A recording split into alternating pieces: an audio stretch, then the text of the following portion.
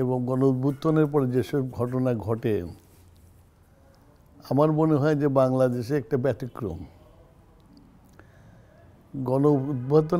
উদ্বোধনের পরে তো সরকার থাকে না, পুলিশ থাকে না, কেউ থাকে না। এইরকম একটা পরিস্থিতি পার করার পরে বাংলাদেশে যতটুকু ক্ষয়ক্ষতি হয়েছে খুব মিনিমাম। আজকে যদি আমরা রিসেন্ট পাস্টে যদি দেখি, এই যে কয়েকদিন আগে সিরিয়াতে যা ঘটে গেল এবং আমাদের মতো আসাদও পালায়া চলে গেল, এখনও যেসব ক্যাওস হচ্ছে বাংলাদেশে কিন্তু তার ধারে কাছেও কিছু হয়নি। সেইতে বলতে হবে যে আমাদের বাঙালিরা, আমাদের বাংলাদেশের মানুষ, বিশেষ করে পূর্ব বাংলার মানুষ বড় সহনশীল এবং তাদের আইনের প্রতি শ্রদ্ধা আছে, সেই জন্যই এটা সম্ভব হয়েছিল।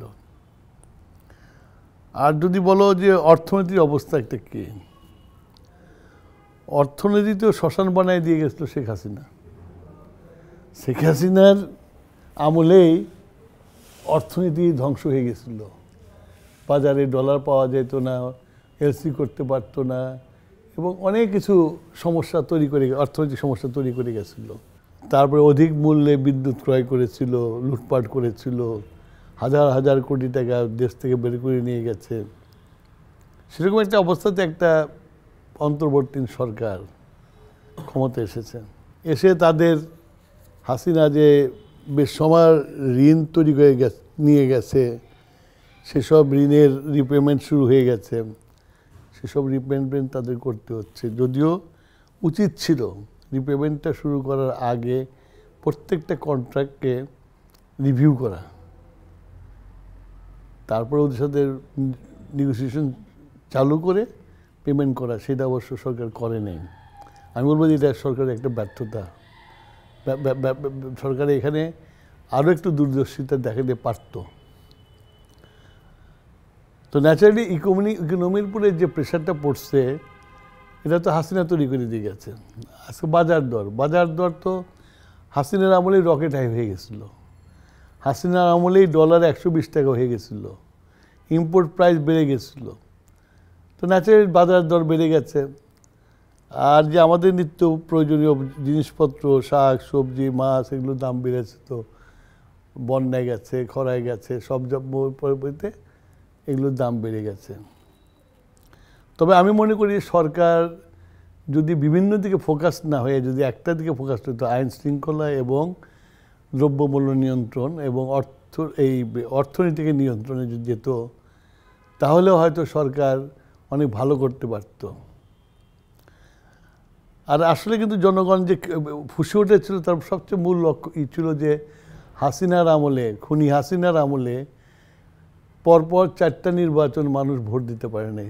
মানুষের একটা ক্ষোভ ছিল, মানুষের একটা জন্মগত অধিকার, সেই অধিকারটা পর্যন্ত কেড়ে নিয়েছিল। সেই জন্য কিন্তু অন্তর্বর্তী সরকার 100 দিন পার করেছে, এখন 4 মাস 120 দিন পার হয়ে যাচ্ছে। এর মধ্যে ওনাদের উচিত ছিল যে একটা নির্বাচিত সরকার আসার জন্য যা যা করণীয় সেসব করা।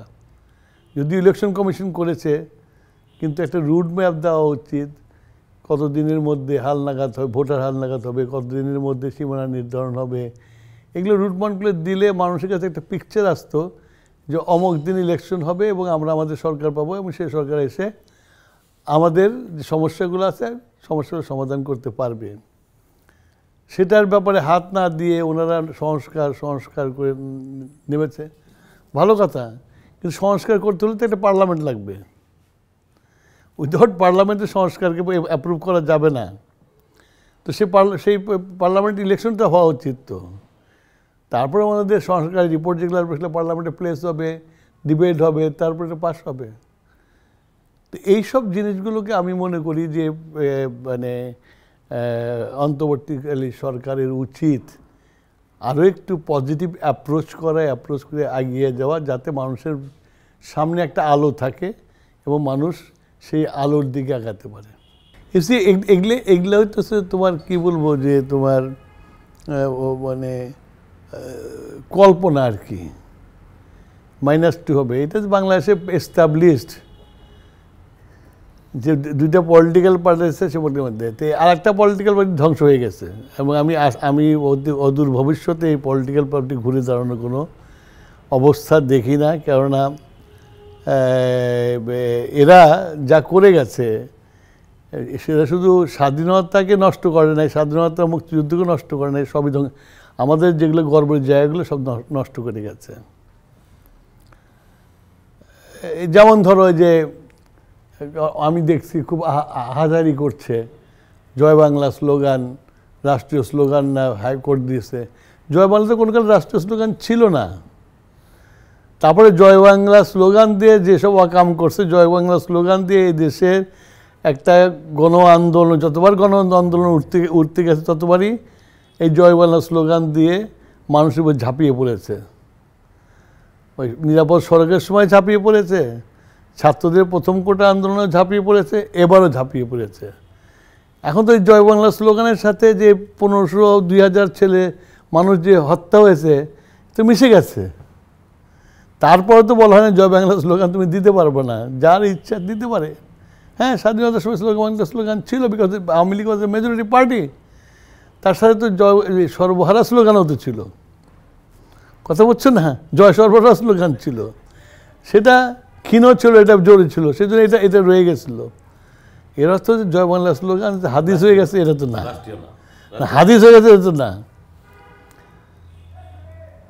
তো সুতরাং এই সব যারা করে আর কি কুৎসা রটায়, তারাই এইসব -2, -3, -4 তারেক রহমান এই দেশে আসবে, তারেক রহমান এই দেশে বিএনপির নেতৃত্ব দিবে, মানুষেরও নেতৃত্ব দিবে যত দ্রুত সম্ভব।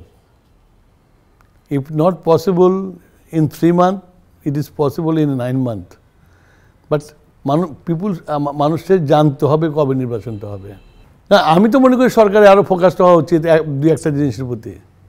কারণ যেহেতু একটা টালমেলাম অবস্থা আছে, পুলিশ এখনো অ্যাক্টিভ হয়নি, অন্যান্য সবাই তো আওয়ামী লীগের লোকই রয়ে গেছে।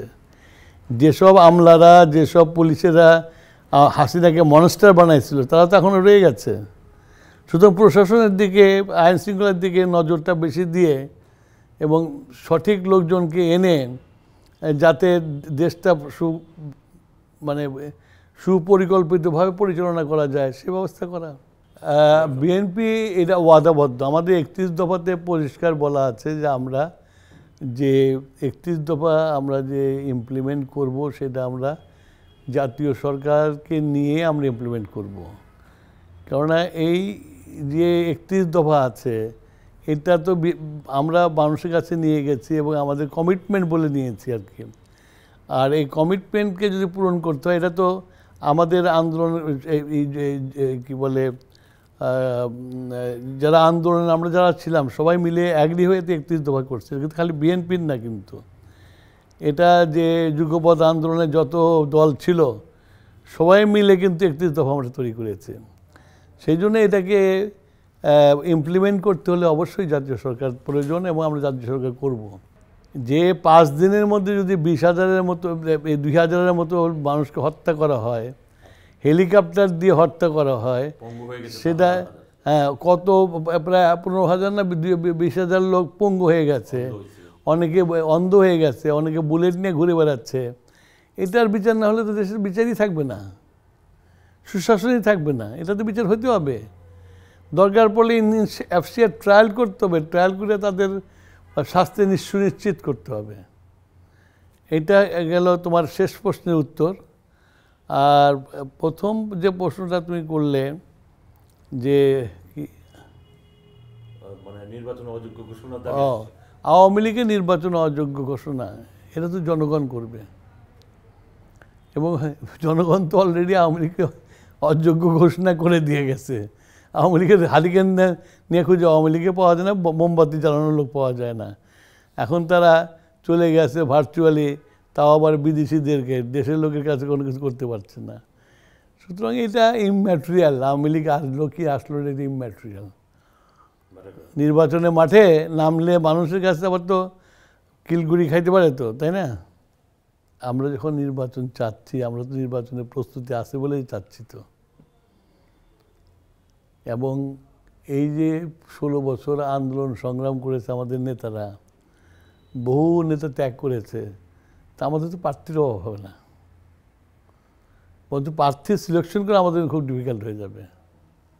এই যে 16 বছর অত্যাচার সহ্য করে দৃঢ়তা দেখে, ইমান দেখে যে টিকে ছিল, তাদের মধ্যে বাছাই করে একটা প্রার্থী দেওয়া ইজ ভেরি ডিফিকাল্ট।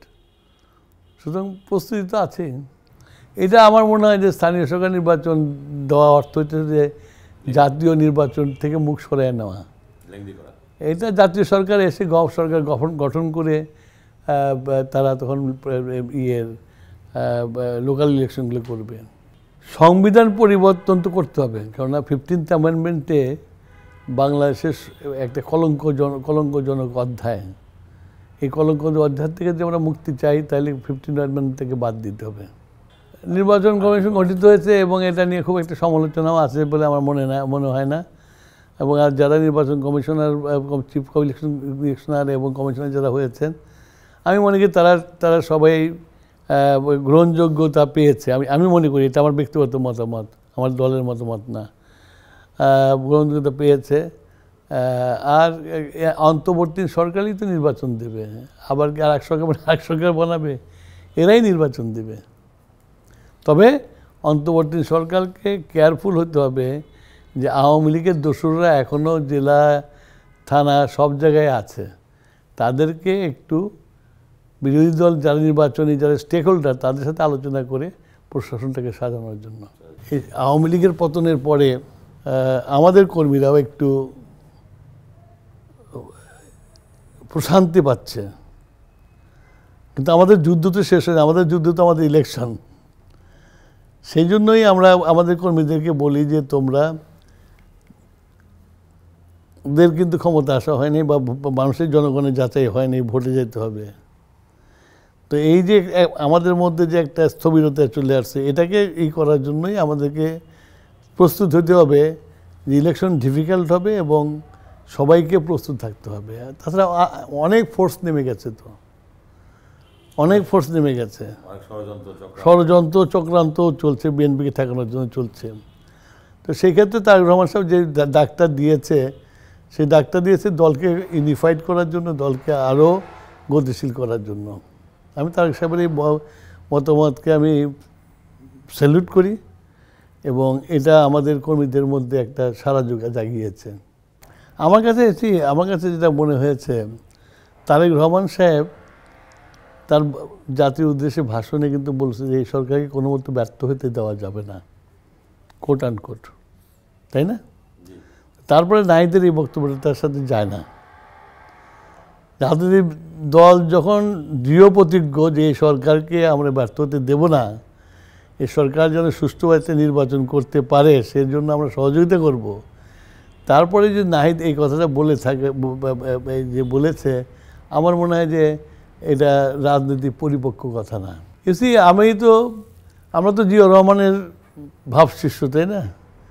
তো জিয়াউর রহমানই তো সবাইকে, এক সময় আওয়ামী লীগের আমলে তোমার ধর্মীয় রাজনীতি ব্যান ছিল, জিয়াউর রহমান সাহেব সাথে সব খুলে দিয়েছিল, ডাইন বাম দক্ষিণ পশ্চিম সব খুলে দিয়েছিল।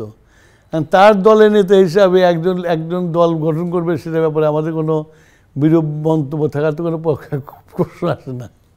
এসে যে তার হিসাব করে, তার লাভ দেখে। আমরা যে পদ্ধতিতে বাংলাদেশে সারা জীবন নির্বাচন হয়েছে, যে পদ্ধতিতে পার্লামেন্টারি ডেমোক্রেসিতে সারা পৃথিবীতে নির্বাচন হয়, আমরা সেই পদ্ধতি থাকব। যে দল সংখ্যাগরিষ্ঠতা অর্জন করবে সেই দলই সরকার গঠন করবে। এখানে সংখ্যা আনুপাতিকের কোনো প্রশ্ন আসে না। তা এটা হলো যে একটা রেজিমের সাথে যারা জড়িত থাকে এবং অন্যায়ভাবে যারা অর্থনীতি ফায়দা নিচ্ছে, তাদের বিরুদ্ধে মামলাই হবে। কিন্তু এই যে 16 বছরে যারা আমাদের বিএনপি পন্থী ব্যবসায়ীরা ছিল, তারা তো ধ্বংস হয়ে গেছে, তারা সবাই তো ব্যাংকের ডিফল্টার, এবং তারা যে ঘুরে দাঁড়াবার জন্য মতো ব্যবস্থা এই সরকার কিন্তু করেনি এখনও।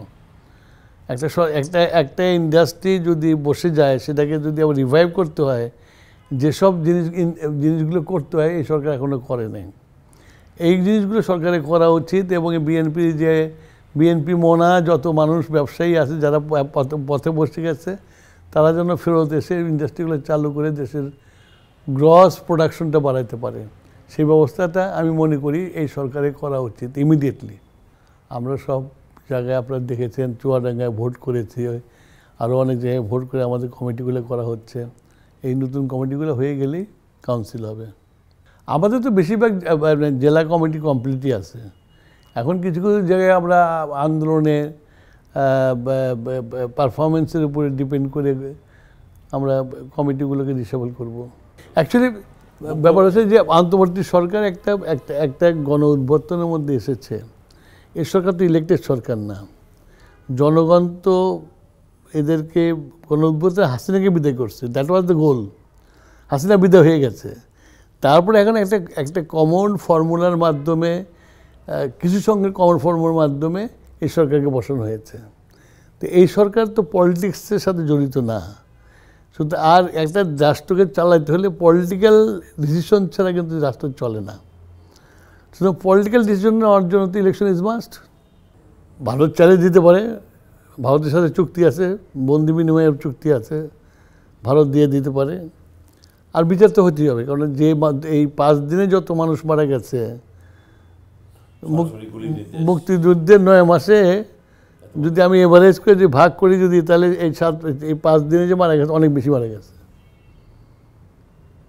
তো সুতরাং এই বিচার তো করতে হবে। আর মুক্তিযুদ্ধের সময় কিন্তু খবরের কাগজ ছিল, এই প্রিন্ট, এই ইলেকট্রনিক মিডিয়া ছিল না। এখন তো ইলেকট্রনিক মিডিয়া সব ধরা আছে কাকে কাকে মেরেছে, কীভাবে ইয়েতে ভ্যানের মধ্যে লাশ তুলে নিয়ে গার্বেজের মধ্যে ফেলে দিয়েছে। এরকম একটা অমানবিক একটা সরকার, তার বিচার না হলে তার আর কিছুই থাকে না। যে হাসিনা যে শ্মশান বানায় দিয়ে গেছে, এই শ্মশানের মধ্যে যদি একটা গাছও যদি গজায়, তাহলে বলতে হবে যে গাছটা গজাইছে তাকে সে ক্রেডিটটা দিতে হবে। এই শ্মশানের মধ্যে যদি একটা গাছ গজায় আর সেই গাছটা যে নার্সিং করে বড় করবে, তাকে ক্রেডিটটা দিতে হবে। এখন পর্যন্ত যে অবস্থায় আছে, অর্থনীতির যে অবস্থা আছে আর যে অবস্থায় হাসিনা ফেলে গেছিল, এখনও যে টিকে আছে, এইটাতে আমি সমালোচনা কোনো জায়গা দেখি না। কিছু কিছু জায়গা সমালোচনা করা যাবে, নোট ছাপাচ্ছে, হাসিনা নোট ছাপাতে শুরু করছিল, উনিও নোট ছাপাইতেছে। এটাতে হয়তো ইকোনমির জন্য, ইনফ্লেশনের জন্য খুব খারাপ। তো এইসব জায়গায় আমরা ডিফার করি এবং সমালোচনা করি। আমরা চাই যে সরকার ব্যর্থ হোক না। আমার নেতা বলে দিচ্ছে এবার সরকার ব্যর্থ হওয়া যাবে না। এইবার সরকার ব্যর্থ মানে জনগণের যে স্বতঃস্ফূর্ত কোনো উদ্ভুত্থানকে ব্যর্থ করে দেওয়া। আমার চেয়ারম্যান সাহেব ঠিকই বলেছে। আপনি যখন দেখবেন যে একটা সরকার, প্রতিটি সরকার খুনি সরকার, মানুষ খুন করে পালিয়ে গেছে, তার শুধু সশরীরে পালায় নেই, তারা এই দেশের ধন সম্পদ নিয়ে পালায় চলে গেছে, পালিয়ে গেছে। সেই ধন সম্পদগুলো যে আমার দেশকে অস্থিতিশীল করার জন্য ষড়যন্ত্র করে অরাজকতা সৃষ্টি করার জন্য ব্যয় করবে না, এটা তো উড়িয়ে দেওয়া যায় না। এবং তারা অলরেডি করছে। তারা এখন মিটিং করে বিদেশে, দেশের কোনো মিটিং কিন্তু করে নাই। আপনারা প্রশ্ন করতে পারেন যে আপনার নেতা তো বিদেশ থেকে মিটিং করছে। বিদেশে কিন্তু খালি উনি লন্ডনে মিটিং করেছেন, কিন্তু বাংলাদেশে মিটিং করেছে। মিটিং করছে বলে ওনাকে আইন করে ওনাকে বক্তৃতা দেওয়া বন্ধ করে দেওয়া হয়েছিল। এবং সেই মিটিংয়ে লক্ষ লক্ষ লোক আসছে। তো এই যে এই টাকা নিয়ে যেসব করতেছে, এটাতে যাতে আমাদের লোকজন পা না দেয়, সেই জন্য আমার নেতা তারেক রহমান সাহেব এই কথাগুলো বলেছেন। এগুলো করে বাংলাদেশের মানুষের তার প্রতি যে ঘৃণাটা আছে, ঘৃণাটা আরও বাড়িয়ে দিচ্ছে। যেসব কথাগুলো বলতেছে না, ওই কথা শুনলে মানুষের এমনি ঘৃণা বাড়বে। সে মনে করে তার তো উদ্দেশ্য ছিল, তার তো উদ্দেশ্য ছিল গুলি করে এই দেশ চালায় যাবে, পারে নাই তো। এই উদ্দেশ্য সফল হওয়ার কোনো কারণ দেখি না আমি। ভারত যদি দাদাগিরি না করে, আমরা ছোট প্রতিবেশীর সাথে যদি বন্ধুসুলভ ব্যবহার করে, বাংলাদেশে তো কোনো কারণ নাই যে এই বন্ধুত্ব নেবে না।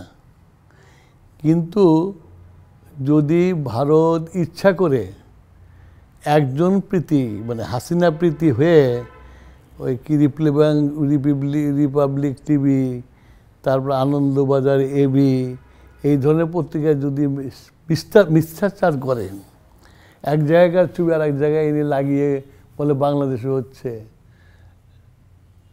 তাহলে তো আমরা আশা করবো ভারত সরকার এগুলো থেকে রিফ্রেইন করবে। আমার কাছে মনে হয় যে এখন যে জিনিসটা ভারত সরকারের মিডিয়ারা করছে যে বাংলাদেশে একটা ঘটুক, মানে কমিউনাল রাইট ঘটুক, কিন্তু বাংলাদেশের মানুষ ওরা চেনে না, অসাম্প্রদায়িক বাংলাদেশ ওরা চেনে না। বাংলাদেশের মানুষ অসাম্প্রদায়িক, ওদের দেশে কট্টর হিন্দুত্ববাদী দলের ভোট বাড়ে, আর বাংলাদেশের কট্টর ইসলামবাদী দলের কিন্তু ভোট বাড়ে না। This is Bangladesh. এই বাংলাদেশকে হাজার উস্কানি দিলেও বাংলাদেশ তার নিজের সত্তা আছে, সেই সত্তা নিয়ে টিকে থাকতে। ভারত যদি জনগণের সাথে সম্পর্ক চায়, আমরা তো সবসময় ভারতের সাথে সম্পর্ক রাখতে চাই, এজ এ গুড নেবার আমরা থাকতে চাই, কিন্তু ওনারা যদি একটা বিশেষ দল এবং বিশেষ একটা মানুষের সাথে সম্পর্ক করতে চায় জনগণকে বাদ দিয়ে, তাহলে স্বাভাবিকভাবে বাংলাদেশের সাথে সম্পর্ক সুন্দর হবে না। এগুলো তো শান্তি বাহিনীর ব্যাপারে তো ওনাদের দেশেরই একজন নেতা বলে দিয়েছে, শশী থারুর তো বলে দিয়েছে, আমি রিপ্লাই করতে চাই না। দুই নম্বর হলো যে আমি যেটা মনে করি, আমি ব্যক্তিগত মনে করি যে তোমরা বলছো যে এই সংখ্যালঘু নির্যাতন হয়েছে, হচ্ছে, কয়টা শরণার্থী ভারতে গেছে এই গত 4 মাসে? কয়টা গেছে? আমি তো বলবো যে এই মুহূর্তে বাংলাদেশের সংখ্যালঘু সম্প্রদায় মায়ের কোলে যেভাবে থাকে সেভাবে আছে। ঘাটো যদি এই বেঙ্গলে যতগুলো রাইট হয়েছে বাঙালিরা করে নাই, এরা সব বিহারিরা করছে, মানে নন বেঙ্গলিরা করেছে, কোনোদিনও বাঙালিরা করে নাই। বাঙালিরা কেন, বাংলাদেশের বাঙালিরা হাজার বছর একসাথে বসবাস করে বড় হয়েছে, তারা কেন রাইট করবে? এটা হচ্ছিল যে একটা প্লট, হাসিনার একটা প্লট, যে আমি না থাকলে বাংলাদেশে ইসলামিস্টদের উত্থান হয়, ওই উত্থান হয় মাইনরিটিদের জবাই করে। সেইটা করার উদ্দেশ্যে টাকা খেয়ে এই আর্টস টিভি, কি রিপাবলিকান টিভি, আনন্দ বিপি, আরও যেসব টিভি, কলকাতায় যেসব টিভি আছে, তারা বাংলাদেশে অস্থিতিশীল করার জন্য চেষ্টা করতেছে। বাট এটা কাজে লাগবে না, মানুষের দেখেও না। অ্যাকচুয়ালি একটা গণ অভ্যুত্থানের পরে অনেক চেঞ্জ হয়, সাথে সাথে চেঞ্জ হয়। সেদিন যদি রাষ্ট্রপতি পরিবর্তন হতো, রাষ্ট্রপতির কাছ থেকে যদি শপথ না গ্রহণ করে চিফ জাস্টিসের কাছে শপথ গ্রহণ করে, চিফ জাস্টিস তো পালায় চলে গেছিল, তাহলে কিন্তু এই প্রশ্নটা আর উঠতো না। এখন রাষ্ট্রপতির কাছ থেকে শপথ গ্রহণ করার পরে এখন রাষ্ট্রপতি অপসারণ, এটা তো একটা রাষ্ট্র, এটা দেশ, তো যখন তখন যা চাইলাম তাই তো করা যায় না। আওয়ামী লীগের তো দোষর এই রাষ্ট্রপতি, তাহলে তো এই যে গণ উদ্বোধনের পরে যে সরকার গঠন হলো তার কাছে উন্নীত করা হলো, তার মানে কি দাঁড়ালো? You have accepted him, that's why he could administer the oath. Due প্রসেসে বাদ যাবে। আমার কাছে, সবার কাছে সরকারের প্রতিও আহ্বান থাকলো এবং দেশের জনগণের আহ্বান থাকলো, দেশের চারিপাশে ষড়যন্ত্র চলছে। আওয়ামী লীগের বেসামাল টাকা দিয়ে এদেশে যে কোনো সময় একটা অরাজকতা সৃষ্টি করে ঘোলা পানিতে মাছ শিকার করার চেষ্টা করতে পারে। এত শহীদের রক্তের বিনিময়ে এই খুনি হাসিনাকে দেশ থেকে বিদায় করে গেছে, এমন কিছু না করা যাতে সে আবার সুযোগ পেয়ে যায়। আর সরকারের কাছে আমার অনুরোধ থাকলো যে সব দেশ আমাদের সাথে বৈরিতা করছে তাদের সাথে এনগেজমেন্ট বাড়িয়ে এবং তাদের সাথে যাতে সম্পর্ক উন্নয়ন হয়। আরও তারা বৈরী আছে বলে আমি এনগেজমেন্ট বাড়াবো না, আমি এনগেজমেন্ট বাড়াবো, কেন বলি এটা দেখবো আর কি, সেটা করতে হবে। এবং বেশি বেশি করে ভারত থেকে, একমাত্র ভারতে আমাদের বেশি প্রোপাগান্ডা করছে, তো ভারত থেকে লোক এনে দেখানো, ডিস্ট্রিক্ট দেখানো, দেখো তোমাদের হিন্দুরা কেমন আছে। We can invite the parliament member of India, Paschimbanga, আসো ঘুরে দেখে যাও কোথায় কী হয়েছে। তুমি তো সাংবাদিক, আমি তো রাজনীতি করি, আমি তো দেখি তো Hindus are doing very well in our country.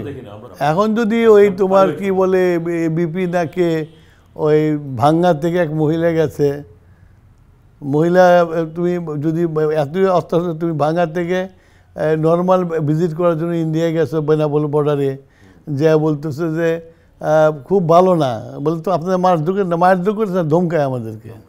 এই ধরনের যদি প্রোপাগান্ডা করে তাহলে তো চলবে না। আমি তো তোমার এই 5ই আগস্টের এটা হয়েছে 6ই আগস্ট 7ই আগস্টে আমি ভার্চুয়ালি, আমি ব্যাংকক ভার্চুয়ালি সিরাজগঞ্জের সব হিন্দু ব্যবসায়ীদের বসছি, দোকান খুলে দেন, ব্যবসা করেন, আর যে করবে তাকে বান্ধা রেখে দিবেন, বান্ধা রেখে দিয়ে বিএনপিকে খবর দিবেন, চলতে ব্যবসা করতেছে। তখন তো পুলিশ টুলিশ কেউ ছিল না, ডিফিকাল্ট তো ছিল সেটা তো। আর ওইটা তো হিন্দু বলে মানা হয় নাই, হিন্দু আওয়ামী লীগেরকে মারা হয়েছে। এবং ভারতে এটা হয় না, ভারতে অহরহ হইতেছে, ইলেকশনের পরে ধরে মারতেছে। এই যে পশ্চিমবঙ্গ ইলেকশন হয়ে গেল, তারপরে ইয়েতে ইন্ডিয়ার টিভিতে দেখলাম না, এরে মারতেছে, ওরে মারতেছে, এই করতেছে। এই মুক্তিযুদ্ধটা ইতিহাস যদি বিশ্লেষণ করা যায়, কি এই মুক্তিযুদ্ধটা হলো 70 সালে একটা নির্বাচন থেকে। 70 সালের নির্বাচনে যদিও এই এখানে একটা লিগ্যাল ফ্রেমওয়ার্ক দিয়েছিল, সেটা মেনে নিয়ে আওয়ামী লীগ মুরুম শেখ সাহেবের নেতৃত্বে নির্বাচনে যায় এবং নির্বাচনে তারা ভূমিধস জয়লাভ করে। লক্ষ্য ছিল যে পাকিস্তানে একটা নতুন সরকার হবে এবং সেই সরকারের নতুন শাসনতন্ত্র তৈরি করবে এবং সংখ্যাগরিষ্ঠ দলের নেতা পাকিস্তানের প্রধানমন্ত্রী হবে। যখন পাঞ্জাবিরা এই সংসদ ডাকা নিয়ে যখন ষড়যন্ত্র শুরু করলো এবং সংসদের অধিবেশন বন্ধ করে দিল, তখন বাংলাদেশের মানুষ ক্ষেপে গেল। এবং আমার এখনও পরিষ্কার মনে আছে, 1 মার্চ আমরা ঢাকা স্টেডিয়ামে ক্রিকেট খেলা দেখতে গেছি, কমনওয়েলথ 11 ভার্সাস পাকিস্তান। যখনই আমরা শুনলাম যে অধিবেশন বাতিল হয়ে গেছে, এই যে আমরা সবাই রাস্তায় নেমে গেলাম, স্টেডিয়াম থেকে খেলা বাদ দিয়ে রাস্তায় নেমে গেলাম, জ্বালাপোড়া শুরু হয়ে গেল, বাংলাদেশের যুদ্ধ আন্দোলন শুরু হয়ে গেল। এই যে 7ই মার্চ নিয়ে যে কন্ট্রোভার্সিটা আওয়ামী লীগ তৈরি করেছে, 7ই মার্চের ভাষণটাকে যে বলেছে স্বাধীনতার ভাষণ, আসলে কি তাই ছিল? তা তো ছিল না। এখনও তো ভাষণের রেকর্ড আছে, যদিও লাস্টটুকু কেটে দিয়েছে, জয় বাংলা জয় পাকিস্তানটা কেটে দিয়েছে, জয় বাংলাটা রেখে পাকিস্তানটা কেটে দিয়েছে। সে ভাষণটা যদি অ্যানালাইসিস করে দেখা যায় যে শেখ সাহেব মাঠ তখন স্বাধীনতা, আমরা সবাই গেছি স্বাধীনতা, আজকেই স্বাধীনতা আনবো, আমরা আজকে থেকেই আমরা লড়াই শুরু করব। তখন তো আর্মি বেশি ছিল না, 7ই মার্চ তখন তো আর্মি বেশি ছিল না, এই 2-4টা ক্যান্টনমেন্ট যা ছিল ওগুলো বাংলাদেশের মানুষ দখল করে নিতে পারত। তো 7ই মার্চের ডিক্লারেশনে আসলেই দেশ স্বাধীন হয়ে যেত, মানুষ কম মরত। কিন্তু ওই ভাষণে উনি একদিকে তোমার জনগণকে ম্যানেজ করছে, জনগণ স্বাধীনতা চাচ্ছে, তো সেখানে উনি একটু স্বাধীনতার কথা বলছেন। এবারের সংগ্রাম স্বাধীনতা সংগ্রাম, আবার ভিতরে বলতেছেন সেনাবাহিনী ভাইয়েরা, তোমরা আমার ভাই, বেড়াকে ফেরত যাও। আবার বলতেছেন ইহিয়া খান, আসুন বসুন, আলোচনা করুন, ক্ষমতা হস্তান্তর করুন। ক্ষমতা হস্তান্তর কিসে, কোথায়, কার জন্য? পাকিস্তানের জন্য। এটা বক্তব্যের মধ্যেই আছে, কিন্তু তার অর্থ হচ্ছে কি উনি ব্যালেন্স করতেছিলেন, মানুষকে ব্যালেন্স করতেছিলেন, আবার ওইদিকেও ব্যালেন্স করতেছিলেন, যাতে আলোচনার দ্বার রুদ্ধ না হয়ে যায়, যুদ্ধ না শুরু হয়ে যায়। তারপরে তো আমরা জানি মার্চ মাসের এই 11 তারিখ থেকে রুদ্ধদ্বার আলোচনা চলল 24 পর্যন্ত। এই যে আওয়ামী লীগ যে একটা ন্যারেশন দেয় যে 7ই মার্চের ভাষণ এর স্বাধীনতার ভাষণ, এর না না, তাহলে আলোচনা হলো কিছুর জন্য। এবং শেখ সাহেব ইন্টারকনে প্রেসিডেন্ট ম্যানকে বললো যে আলোচনার অগ্রগতি না হলে আমরা আলোচনা করছি না কেন? কিন্তু 25শে মার্চ রাতে আক্রমণের পরে পাকিস্তান বলে একটা রাষ্ট্র কিন্তু বিলীন হয়ে গেল। বাংলাদেশের লাখ লাখ মানুষকে হত্যা করা হলো, বাংলাদেশের মানুষ অস্ত্র ধরল, যুদ্ধতে নামলো। এবং সেই যুদ্ধে যখন বাংলাদেশের মানুষ নামলো, তার আগে যে কয়টা দিন জিয়াউর রহমান সাহেবের ওই যে ডিক্লারেশন অফ ইন্ডিপেন্ডেন্স না আসা পর্যন্ত মানুষ কিন্তু হতাশ ছিল, কারণ আওয়ামী লীগ সব পালায় গেছে। এই যে আওয়ামী লীগের তো পালানোর অভ্যাস আজকের থেকে না, তো ওই 71-এ পালায় গেছিল, ইন্ডিয়া চলে গেছিল, প্রত্যেকটা এমপি পালায় চলে গেছিল। তো মানুষ কার কাছে যাবে, কার কাছে আশার বাণী শুনবে যে আমরা যুদ্ধ করব? তারপরে জিয়াউর রহমানের এই ট্রানজিস্টারের ক্ষীণ আওয়াজটা, I major Zia declare independence of Bangladesh, সারা বাংলাদেশের মানুষকে ইলেকট্রিফাইড করে দিল। তাহলে তো এরকম একটা সেনাবাহিনীর সাথে যুদ্ধ করার জন্য তো আমাদের লোক আছে, আমাদের নিজে বাঙালি সেনাবাহিনী নেমে গেছে। দ্যাট ওয়াজ দ্য স্পার্ক, এবং যুদ্ধ শুরু হইল। এখন তোমার আমরা কিন্তু যুদ্ধ শুরু হওয়ার আগে কিন্তু যুদ্ধের পরিকল্পনা করি নাই। যুদ্ধ চাপিয়ে দেওয়ার পরে, যুদ্ধ শুরু হওয়ার পরে আমরা যুদ্ধ পরিকল্পনা করেছি। That is the reality. এই যে বলে না যে কি বলে স্বাধীনতার চেতনা তো যুদ্ধ শুরু হওয়ার পরে চেতনা আসছে, বাস্তবতা। আমি এই কথা বলতে পারতেছি, আমাকে ধরে নিয়ে যাবে না। চেতনা আসছে যুদ্ধ শুরু হওয়ার পরে। যুদ্ধের পরিকল্পনা শুরু করা হয়েছে যুদ্ধ শুরু হওয়ার পরে। সেক্টর ভাগ করা, এই করা, ওই করা, সব এই করা।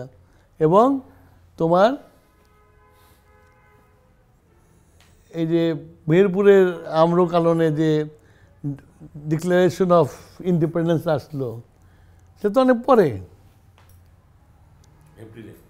এপ্রিলে, 10ই এপ্রিলে। তো এখন তোমার এই স্বাধীনতার যুদ্ধ ছিল জনযুদ্ধ, আওয়ামী লীগের একা যুদ্ধ ছিল না। এই স্বাধীনতার যুদ্ধের সবচেয়ে বেশি যারা যোদ্ধা ছিল, তারা ছিল খেটে খাওয়া কৃষক শ্রমিকের ছেলে সন্তানেরা, কাঁচামারা যুদ্ধ করছে। আওয়ামী লীগের যুদ্ধ ছিল না। আওয়ামী লীগের একটা নেতার নাম বলতে পারবে যে যে যুদ্ধফিল্ডে যুদ্ধ করছে? সব তো থিয়েটার রোডে থাকছে, আর নাহলে পরে ওই কলকাতার রেড লাইট এরিয়াতে থাকছে। সত্যি কথা, এখনও রেড লাইট এরিয়াতে লোক ধরা পড়ছে, 3 জন নেতা, শুনছো নিশ্চয়ই? না না, এইখানে তোমার এই কলকাতায় 3 জন আওয়ামী লীগ নেতার এই রেড লাইট এরিয়াতে ধরা পড়ছে রেপ করে। This is Awami League. এলো 16 বছর একবারে মুক্তিযুদ্ধের মালিকই হয়ে গেল এরা। একটা জনযুদ্ধ, একটা দলের যুদ্ধ হয়ে গেল। এখানে সিপিবি ছিল, বাম ছিল, দম ছিল, সবাই ছিল, তাদের কোনো নাম নেই। তো এই যুদ্ধ করে দেশটা স্বাধীন হলো। আওয়ামী লীগের ফ্যাসিস্ট দল, তারপর হলো যে একটা জনযুদ্ধ হওয়ার পরেও একটা জাতীয় সরকার হলো না। তুমি তো ইলেকশন করছিলে পাকিস্তানের আন্ডারে, পাকিস্তানের হেল্পের আন্ডারে। তুমি কেমন করে দেশ স্বাধীন হওয়ার পরে তুমি আবার আওয়ামী লীগের সরকার প্রতিষ্ঠা করলো, গণপরিষদ করলো শাসনতন্ত্র করার জন্য। কিন্তু এই পরিষদে কিন্তু তোমার অ্যাডমিনিস্ট্রেটিভ করার মতো ক্ষমতা ছিল না। মানে ভুল আর ভুল আর ভুল। তারপরে তো সারা জীবন পার্লামেন্টারি ফর্ম অফ ডেমোক্রেসির কথা বলে বাকশাল করলো। বাকশাল করে 40,000 দেশপ্রেমিক হত্যা করলো, ইনক্লুডিং সিরাজ সরদার। পার্লামেন্টে বলালো কোথায় সিরাজ সরদার? এইটা হলো আওয়ামী লীগের ইতিহাস দেশের স্বাধীনতার ব্যাপারে। এবং এই স্বাধীনতাকে বিক্রি করতে যে আজকে বা এই স্বাধীনতার মুক্তিযুদ্ধটাকে মানুষের কাছে একটা খেলা করে ফেলছে। ওয়েরাত আমাদের মতো লোকদের জন্য একটা একটা জাতির জন্য বিরাট অর্জন। সেই অর্জনটাকে মতো প্ল্যান করে দিয়েছে। নিজে তো শেষ হয়েছে, নিজের বাপকে তো শেষ করছে। আমার যে গর্ব, আমার যে প্রাইড, যেটা দিয়ে আমি দেশকে স্বাধীন করছি, একটা পতাকা আনছি, সেটাকেও ধ্বংস করে দিয়েছে। আমি একটু ইমোশনাল হয়ে গেছি, কারণ আমার খারাপ লাগে এটা। না ঠিক আছে, এটা তো করছে, সব ধ্বংস করে দিচ্ছে। ধ্বংস করে দিচ্ছে। এখন ইয়াং জেনারেশন, তোমরা খেয়াল করছো 71-এর পাশে 1947-কে আনতেছে। আজকে সব ম্লান করে দিচ্ছে শেখ হাসিনা। আমাদের যে গর্বের জায়গাটা সেটাও ম্লান করে দিচ্ছে। আজকে না আমি খুব ভরাক্রান্ত হৃদয়ে, আমি ডিসেম্বর মাসটা, যদিও আমার চোখের অপারেশন হয়ে গেছে, আমি কোথাও যেতে পারবো না, কিন্তু যেতে পারবো না দেখে যে কষ্টটা পাওয়া, সেটা তো ওই স্বাধীনতা যুদ্ধ মানে রাষ্ট্রপতির সম্বর্ধনাতে যাওয়া না, স্বাধীনতা যুদ্ধ মানে অন্য কোনো ইয়েতে যাওয়া না। স্বাধীনতা যুদ্ধ হলো আমার গর্ব, আমার সম্মান, সেটাকে তো লাঞ্ছিত করছে শেখ হাসিনা। তো এর জন্য শেখ হাসিনার সাজা হওয়া উচিত। যে তুমি মুক্তিযুদ্ধকে কলঙ্কিত করছো, দলীয়করণ করছো, সেই জন্য তোমার সাজা হওয়া উচিত। হয়রা শহীদ প্রেসিডেন্ট জিয়াউর রহমান সৈনিক হিসাবে তো মাঠে যুদ্ধ করছে। শেখ হাসিনা তো ছিল পাকিস্তান আর্মির মেহমান, আর বেগম খালেদা জিয়া ছিল পাকিস্তান আর্মি, তাকে ক্যাপচার করছিল, গ্রেপ্তার করছিল, বন্দী ছিল, তার বন্দি ছিল। What is there is a big difference between A freedom fighter জেলের মধ্যে পুড়ে থাকা আর একজন পাকিস্তানে আত্মীয়তা গ্রহণ করা। শুধু বাংলাদেশের মুক্তিযোদ্ধার মানে গ্রেপ্তারকৃত মুক্তিযোদ্ধার প্রথম মহিলা তো বেগম খালেদা জিয়া, সে সম্মানটা তাকে দেওয়া হয় না। বেগম খালেদা জিয়া যে একটা মুক্তিযোদ্ধা, এটাও রিকগনিশন দেয় নাই তো। জিয়া রহমান সাহেবকে রাজাকার কয়, মানে এত বাজে এই মুক্তিযুদ্ধকে এত বাজেভাবে ডুবানো হয়েছে।